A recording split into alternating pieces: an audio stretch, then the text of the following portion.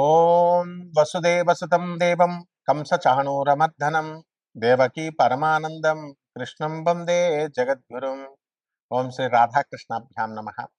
కృష్ణం వందే జగద్గురుం, అర్జునం వందే జగదేక వీరం. ఇప్పుడు శని వక్రించినటువంటి సమయం జూలై నెల 26, 27వ తేదీల్లో 2026 సంవత్సరంలో శని మరి మీన రాశిలో మనకి వక్రించడం అనేటటువంటిది జరిగింది. ఇది ఎప్పటి వరకు ఉంటుంది ఈ శని వక్రించి అంటే మనకి డిసెంబర్ 10, 11, 2026 సంవత్సరం వరకు ఉంటుంది. మళ్ళీ శని సభ్య దిశలోకి డిసెంబర్ 10, 11వ తేదీల్లోకి వస్తాడు. రఫ్గా కనుక మనం చూసుకున్నట్లయితే 4.5 నెలల సమయం ఈ సైకిల్ అనేటటువంటిది కొనసాగుతూ ఉంటుంది. దీన్ని ఎక్కడికి మళ్ళీ సవ్యదశలోకి వస్తుందంటే మళ్ళీ డీప్ వాటర్స్ అయినటువంటి మీనరాశిలోకే మనకి ఈ వక్రించడం జరుగుతుంది. స్పెసిఫిక్గా మనకి ట్రాన్సిట్ ఎక్కడికంటే త్రూ రేవతి నక్షత్రం, ఉత్తరాభాద్ర నక్షత్రం నుంచి మనకి ట్రాన్సిట్ అనేటటువంటిది జరుగుతుంది. మరి దీని వలన మనకి కొన్ని రాశుల వారికి మేలు జరుగుతూ ఉంటుంది, కొన్ని రాశుల వారికి మధ్యస్థంగా ఉంటుంది, అలాగే కొన్ని రాశుల వారికి మరి యాడ్వర్స్ రిజల్ట్స్, బ్యాడ్ రిజల్ట్స్ ఇస్తూ ఉంటుంది. కాబట్టి దీనికి మనం ఏం చేయాలండి అని అంటే మనకి ఆగస్ట్ నెలలో మనం 12వ తేదీన మనకి ఒకటి జరుగుతుందండి. ఆగస్టు 12న మనకి టోటల్ సోలార్ ఎక్లిప్స్ అంటే సంపూర్ణ సూర్యగ్రహణం ఏర్పడబోతోంది. అసలు మనం ఆగస్టు 12న 2026 సంవత్సరంలో ఒక వెరీ రేర్గా జరిగేటటువంటి 6 గ్రహాల అలైన్మెంట్ అనేటటువంటిది, 6 ప్లానెట్ అలైన్మెంట్ అనేటటువంటిది జరుగుతుంది. ఏమిటి ఆ గ్రహాలు అంటే బుధుడు, కుజుడు, గురుడు, శని. ఈ గ్రహాలు 4 అయితే యురానస్ అండ్ నెప్ట్యూన్ అంటే రాహుకేతువులు దగ్గరగా ఉంటాయి. వీటి పోలికలు ఇవన్నీ కూడా they will stretch across the predawn sky. మొత్తం అంతా కూడా ఒకే ఆర్చ్ లాగా వస్తుందన్నమాట. సో దీన్ని మనందరం కూడా నేకెడ్ అయితే చూడొచ్చు మనం ఖగోళంలో, ఆకాశంలో. బెస్ట్ టైం ఏంటంటే ఆగస్టు 12వ తేదీన దగ్గరగా 1 గంట నుంచి గంటన్నర పాటు మనకి ఎవరి ఊర్లో వాళ్ళకి లోకల్ సన్ రైజ్ లొకేషన్ ఏదైతే ఉందో ఆ లోకల్ సన్ రైజ్ టైంలో దానికంటే ముందు గంటన్నర ముందు మనకి ఈ 6 ప్లానెట్ల అలైన్మెంట్ కనబడుతూ ఉంటుంది. అలాగే ఈ యొక్క మనకి ఈ ఆకాశంలో ఈ స్ట్రెచ్ అయినటువంటి ఈ ఆర్క్ ఏమవుతుందంటే morning eastern and north eastern హారిజన్లో ఇది ఏర్పడుతుంది. అలాగే ఈ యొక్క ప్లానెట్ విజిబిలిటీ అనేటటువంటిది అంటే అందరూ చూడొచ్చా అండి దీన్ని అంటే బుధుడు, గురుడు, శని, కుజుడు ఇవి చాలా బ్రైట్గా కనబడతాయి. అండ్ మామూలు కళ్ళతో ఏ విధమైనటువంటి ఎక్విప్మెంట్, ఏ పరికరాలు అవసరం లేకుండా క్లియర్ స్కైస్, ఆకాశాలు కనుక కరెక్ట్గా ఉన్నట్లయితే దాంట్లో మనం చూడొచ్చు. అలాగే ఎయిడెడ్ ఐ ప్లానెట్స్ ఏదో ఒకటి మనం సహాయం తీసుకొని చూడాలి. యురానస్ని, నెప్ట్యూన్ని మనం ఏం చేస్తామంటే పెయింట్గా ఉంటాయి కొంచెం అవి. అందువలన బైనాకులర్స్ కానీ అంటే అంత కళావంతంగా ఉండవు అనమాట. బైనాకులర్స్ కానీ లేదా బ్యాక్ యార్డ్ టెలిస్కోప్ని మనం పెట్టుకొని మనం వాటిని స్పాట్ చేయొచ్చు అనమాట. అయితే ఈ రకంగా ఉన్నటువంటి ఈ యొక్క ప్లానెట్స్ అన్నీ కూడా ఆగస్టు 1 నుంచి 17వ తేదీ వరకు కూడా మనకి ఈ రవి ఏం చేస్తాడంటే కర్కాటక రాశిలో ఉంటాడనమాట. అలాగే ఆగస్టు 17 నుంచి సింహ రాశిలోకి ఈ యొక్క రవి గ్రహం వెళ్ళడం అనేటటువంటిది, ట్రాన్సిట్ చేయడం అనేటటువంటిది జరుగుతుంది. దాని వలన మనకి మేజర్ ఇంపాక్ట్స్ ఏముంటాయండి ఈ శని వక్రించడం వలన అంటే 7.5 జరుగుతుంది కదా ఏలినాటి శని కొన్ని ప్లానెట్స్కి. ఆ 7.5 ఫేజ్ జరుగుతున్నటువంటి వాళ్ళకి ఎవరికి కుంభరాశి, మీనరాశి, తర్వాత మనకి మేషరాశికి జరుగుతుంది. సో వాళ్ళ యొక్క కార్మిక్ ఏమైతే ఉన్నాయో రివరెన్స్ అవన్నీ కూడా కార్మిక్ ఎఫెక్ట్స్ అన్నిటిని కూడా మనము ఇంటెన్సిఫై చేస్తుంది. ఆ తర్వాత మనకి రెస్పాన్సిబిలిటీస్ అని కూడా మనకి బాధ్యతల్ని పెంచుతుంది. కార్మిక రివ్యూస్‌ని తర్వాత వీట్లి యొక్క బాధ్యతల్ని కుంభరాశి వారికి, మీనరాశి వారికి, తర్వాత మేషరాశి వారికి జరుగుతుంది. తర్వాత డయాపేజ్ అనేటటువంటిది జరుగుతుంది.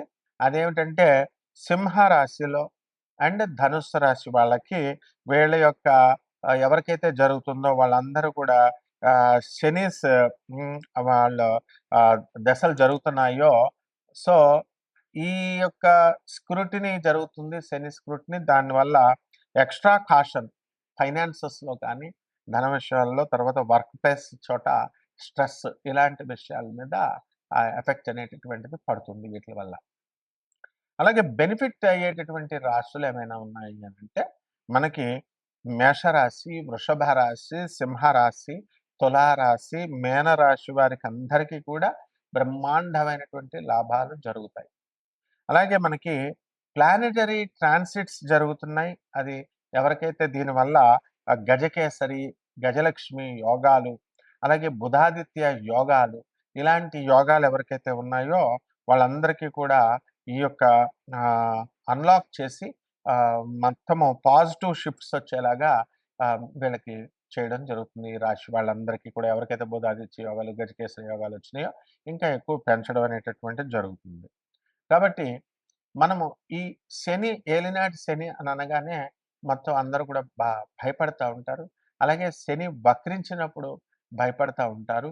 కానీ కొన్ని రాశుల వారికి ఏలినాటి శని సమయాల్లో కూడా మనకి ఈ యొక్క శని వక్రించిన సమయాల్లో కూడా మనకి మంచి జరుగుతూ ఉంటుంది. ఇప్పుడు ఈ యొక్క మైనస్ ఇంటూ మైనస్ ప్లస్ అవుతుంది ఫార్ములా. అందువలన ఎవరికైతే ఈ యొక్క శని మనకి బాగుండలేదో అటువంటి వాళ్ళకి శని వక్రించినప్పుడు క్రూరగ్రహాలకి ఆ వక్రించినప్పుడు శుభ ఫలితాలు ఇస్తాయి. మైనస్ ఇంటూ మైనస్ అసలే శని ఏలినాటి శని జరుగుతుంది అనుకోండి. ఆ ఏలినాటి శని సమయంలో మళ్ళీ ఈ యొక్క వక్రించడం మైనస్ ఇంటూ మైనస్ ఏమవుతుంది ప్లస్ అవుతుంది. అందువలనే మనకి కొన్ని రాశుల వారికి కొన్ని సందర్భాలలో మనకి ఏలినాటి శని కాదు అర్ధాష్టమ శని మనకి ఈ యొక్క వృశ్చిక రాశి వారికి అర్ధాష్టమ శని జరుగుతుంది. అలాగే సింహరాశి వారికి అష్టమ శని జరుగుతుంది. సో ఈ రాశుల వారికి అందరికీ కూడా మనకి minus into minus formula apply అయ్యి కొంచెం శుభాలు జరుగుతాయి. కాబట్టి ఇవన్నీ కూడా గోచార రీత్యా మనం చెబుతున్నాము. కోటాను కోట్ల మంది కామన్ ప్లాట్ఫారం మీద మీ వ్యక్తిగత జాతకాలలో మీకు ఎవరికైతే ఈ సాఫ్ట్‌వేర్ ఉద్యోగాలు చేస్తున్నటువంటి వాళ్ళకి ఉద్యోగాలు పోయినాయో లే ఆఫ్‌ల వల్ల అటువంటి వాళ్ళకందరికీ మళ్ళీ ఉద్యోగాలు తిరిగి వస్తాయా? రావా? వివాహాలు అవుతాయా? అవ్వవా? చాలా సంవత్సరాల నుంచి ఫైనాన్సెస్ ఇన్వెస్ట్‌మెంట్స్ మనం పెట్టుబడి పెట్టి ఉంచాము. అప్పులిచ్చున్నాము. ఆ అప్పులన్నీ కూడా వస్తాయా? రావా? ఇవన్నీ కూడా వ్యక్తిగత జాతకాలను బట్టే చెప్పాలి. కాబట్టి ఇటువంటి వాళ్ళందరూ కూడా కావాల్సినటువంటి వాళ్ళు మరి అందరూ కూడా మనకి కాంటాక్ట్ చేయొచ్చు.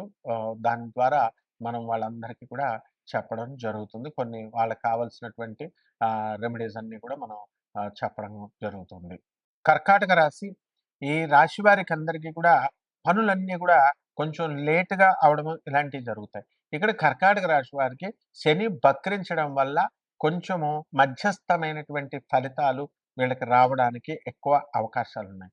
కాబట్టి ఈ రాశి వారి అందరూ కూడా అష్టమంలో ఉన్నటువంటి రాహు మనశ్శాంతి లేకపోవడము, అనవసరమైనటువంటి టెన్షన్స్, లేనిపోని గొడవలు మీ మీద రావడము, తర్వాత వితండవాదాలు మీరు చేయకపోయినప్పటికీ కూడా వాళ్ళు చేసి మీ మీద తోసేయడము, ఆరోపణలు ఇలాంటివి జరుగుతాయి. అలాగే కెరీర్ యాక్సిలరేషన్ ఉంటుంది అండ్ బూస్టెడ్ కాన్ఫిడెన్స్ ఉంటుంది అండ్ మార్స్ షిఫ్ట్ ఫేవరబుల్ హౌసెస్‌లోకి మారడం జరిగింది. ఈ యొక్క కుజుడు మనకి ఆగస్టు 2, 2026 సంవత్సరం నుంచి ఈ కర్కాటక రాశి వారికి అందరికీ కూడా మిథునంలో ఉన్నాడు. కాబట్టి దాని నుంచి మనకి ఈ యొక్క ఫలితాలు అనేటటువంటివి శుభప్రదమైనటువంటి ఫలితాలు రావడానికి అవకాశాలున్నాయి. ఎవరైతే కర్రల వ్యాపారం చేస్తున్నారో, అలాగే ఇతరత్ర బిజినెస్‌లు చేస్తున్నారో బిల్డర్స్ వీళ్ళంతా కూడా వాళ్ళు సక్సెస్‌ఫుల్ అవ్వడానికి అవకాశాలున్నాయి. అలాగే విద్యార్థుల చదువులో కొంచెం రాణింపు అనేటటువంటిది రావడం జరుగుతుంది. హాస్టల్‌లో ఉన్నటువంటి పిల్లలు తెల్లవారుజామున నిద్ర లేకపోవడం ఇలాంటి చిన్న సమస్యలు, ఎగ్జామినేషన్, స్కాలర్‌షిప్స్ విషయాల్లో కొంచెం ఇలాంటివన్నీ కూడా అడ్డంకులు రావడం అనేటటువంటివి జరుగుతాయి. అవన్నీ కూడా స్లోగా అధిగమిస్తారు. చక్కగా ఈ కర్కాటక రాశి వారికి అందరికీ కూడా మనము శని వక్రించడం వల్ల వచ్చేటటువంటి ఫలితాల్లో మీకు పీసీఓఎస్ ప్రాబ్లమ్స్ ఉన్నటువంటి మహిళలకి కొంచెం ఇబ్బంది పెడుతుంది. అదే విధంగా ఈ యొక్క ఆహ్, ధనం దగ్గరకొచ్చేసరికి కొంచెం గత నెల కంటే కూడా ఈ నెలలో తగ్గడం, ఇంతకు ముందు కంటే కూడా ఇప్పుడు తగ్గడం అనేటటువంటివి జరుగుతాయి. ఆ తర్వాత డిసెంబర్ 5, 2026 సంవత్సరం తర్వాత వీళ్ళు పికప్ అవ్వడం అనేటటువంటిది జరుగుతుంది.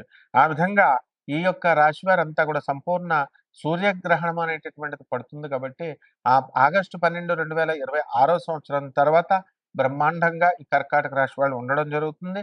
అదే విధంగా ఈ యొక్క రవి, గురు, బుధ గ్రహాల ప్రభావం అనేటటువంటిది దీనివల్ల గవర్నమెంట్ నుంచి మీకు సహకారాలు రావడము, జన్మంలో ఉండి చేయడము, అలాగే కమ్యూనికేషన్ స్కిల్స్ పెరగడము, అలాగే మీరు ఒకటి చెప్తే అవతల వాళ్ళకి మిస్‌కమ్యూనికేట్ అవ్వడము, ఇలాంటివన్నీ కూడా జరగడానికి అవకాశాలున్నాయి కాబట్టి, ఎట్టి పరిస్థితుల్లో మిమ్మల్ని ఇబ్బంది పెట్టేటటువంటి మనుషులతో మీరు ఎట్టి పరిస్థితుల్లో ఫ్రెండ్‌షిప్ చేయొద్దు.